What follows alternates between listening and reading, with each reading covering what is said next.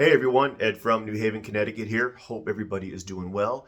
Time for another contest entry here in the VC. This is for my good friend Steve and his channel. A is for Alice, B is for Bob, and C is for whatever you want C to be. And his contest posed a question to us. Does jazz suck? And I've seen a whole bunch of these videos and all of them are great.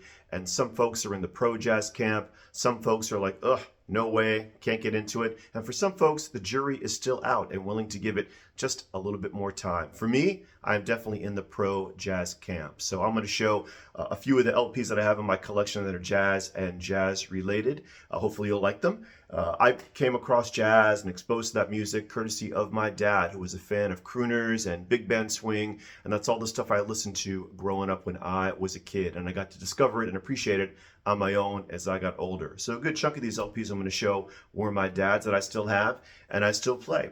So we'll start off with some crooners. First off, we have Mr. Mel Torme, The Velvet Fog, of course. I have a bunch of Mel Torme here up on the wall as well. Always played a lot in the household. Of course, Sinatra, Songs for Swingin' Lovers. My dad's pressing from back in the day, good old Capitol Records. No home should be without this record. Absolutely fantastic, classic Sinatra. Another favorite crooner my dad loved was the class act, Mr. Nat King Cole. His LP right here, he used to play this all the time on Sunday mornings. Great stuff. And also a big fan of Ella Fitzgerald and Mac the Knife with their classic Ella in Berlin. This is a great LP, has that classic version of Mac the Knife where she forgot the lyrics and made it up, and that was the version everybody wanted her to sing from that point forward. So all of my dad's LPs, really, really good. Oh, and one more.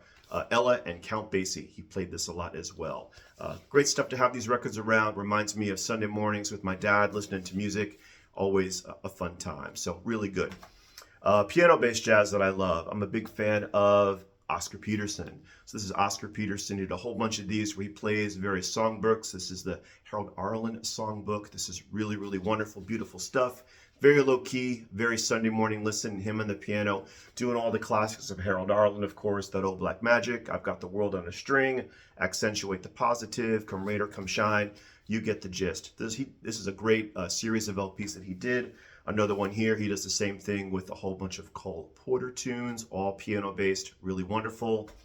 Also a big fan of Mr. Errol Garner, phenomenal piano player, wonderful stuff. If you find his stuff, it pretty much is on the cheap. I highly recommend getting yourself some Errol Garner. All that stuff is wonderful, piano-based, low-key jazz to listen to. Of course, the one jazz LP, No Home Should Be Without, they say. And they say, if you don't like jazz, you should at least have this. And of course, that is Miles Davis's Kind of Blue. Sure, it's talked about a lot. You should have it. That's all I'm going to say about it, but I've got it. Let's move on to some saxophone. Mr. Coltrane and Coltrane Daz. The cover is kind of beat up, but this is a glorious mono pressing I got back in the day. It's phenomenal quality.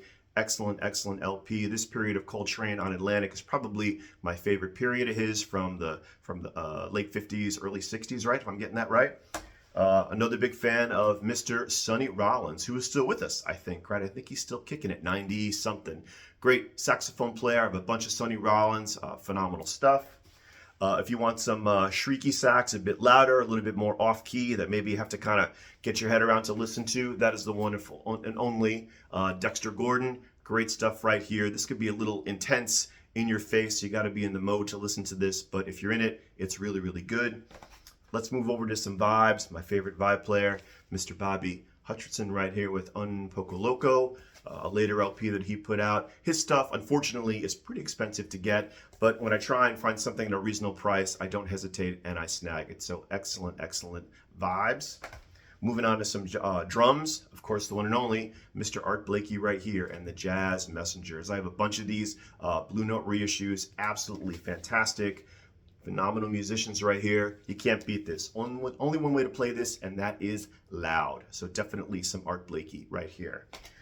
Moving on to some West Coast scat jazz, cool daddy-o stuff. That is, of course, Mr. Mose Allison. I'll end with this. Big fan of Mose Allison. I have a bunch of his stuff. His Atlantic period is probably my favorite.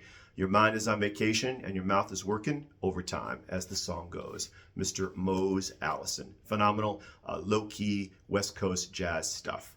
Chet Baker, I'm a big fan also, but none of that on vinyl. All sorry. Anyway, that's it, Steve. That is my little jazz sampling 101 of what I have here in New Haven, Connecticut. I think I made the contest entry. If not, it was fun to put this together. So until the next video, folks, I'll see you then. Bye.